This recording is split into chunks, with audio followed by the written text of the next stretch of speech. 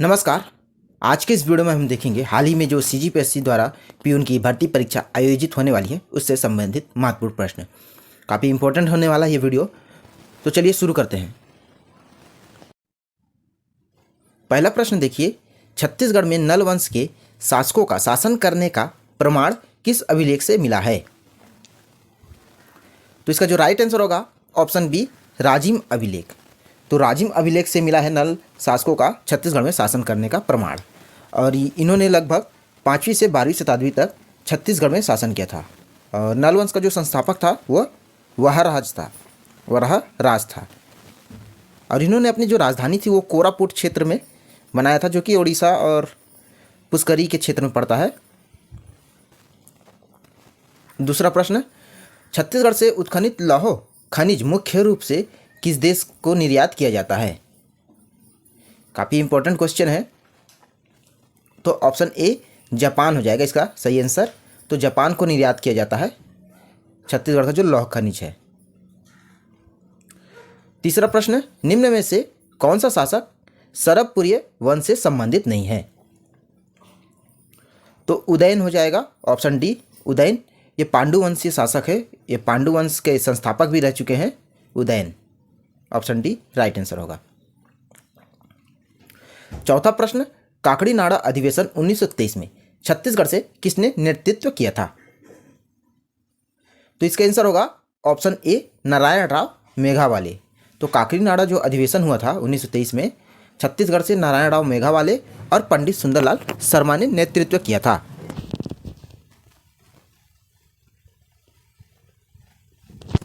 पांचवा प्रश्न, महानदी माड़ लात नदी का त्रिवेणी संगम किस स्थान पर है? तो इसका जो त्रिवेणी संगम है ऑप्शन ए, चंद्रपुर। और ये चंद्रपुर कहाँ पर है?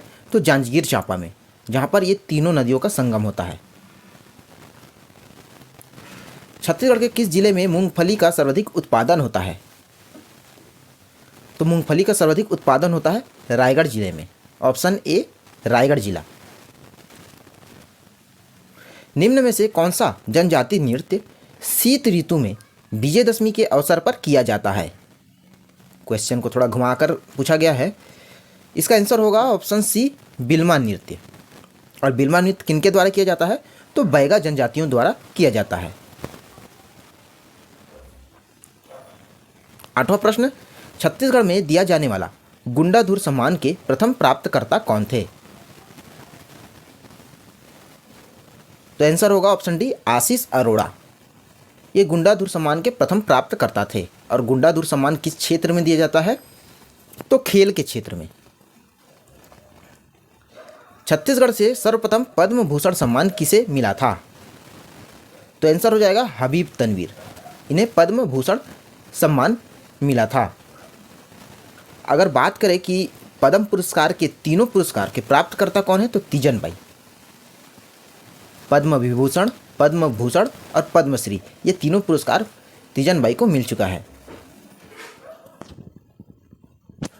कौन सा स्थान अशोककालीन मूर्तियों के लिए जानी जाती है? तो ये होगा कोटाडोल।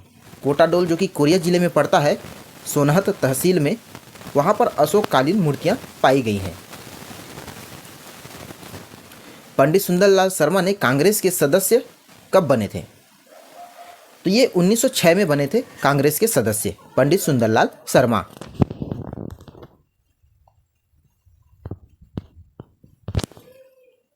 छत्तीसगढ़ का प्रथम विद्यार्थी आंदोलन 1907 में हुआ था। उसका नेतृत्व किसने किया था? तो ठाकुर प्यारेलाल। ऑप्शन ए इसका राइट आंसर हो जाएगा। और ये राजनांदगांव जिले में हुआ था छत्तीसगढ़ का प्रथम विद्यार्थी आंदोलन। और राजनांदगांव जिले में ही किसान आंदोलन भी या मजदूर आंदोलन भी हुआ था। कौन सी नदी सरगुजा जिले की जीवन रेखा नदी है? तो रिहन नदी। ऑप्शन बी, रिहन नदी, ये सरगुजा जिले की जीवन रेखा नदी है। ट्राइबल इकोनॉमी पुस्तक किसने लिखा है? तो ये लिखा है दयाशंकर नाग। ऑप्शन बी, दयाशंकर नाग। महानदी का उल्लेख वायु पुराण में किस नाम से जाना गया है? महानदी के कई नाम हैं, तो जिनमें से वायु पुराण में कौन से नाम से जाना गया है? तो नीलोत्पला। नीलोत्पला। राजीव लोचन मंदिर में अस्पृश्यता का प्रवेश दिलाया था? तो पंडित सुंदरलाल शर्मा ने। अछूतों को जो मंदिर में प्रवेश दिलाया था, पंडित सुंदरलाल शर्मा ने। किस शासक के राजमुद्रा में कमल पर बैठी लक्ष्मी अंकित है? तो महाशिव गुप्त द्वितीय धर्मत। ऑप्शन सी इसका राइट आंसर होगा।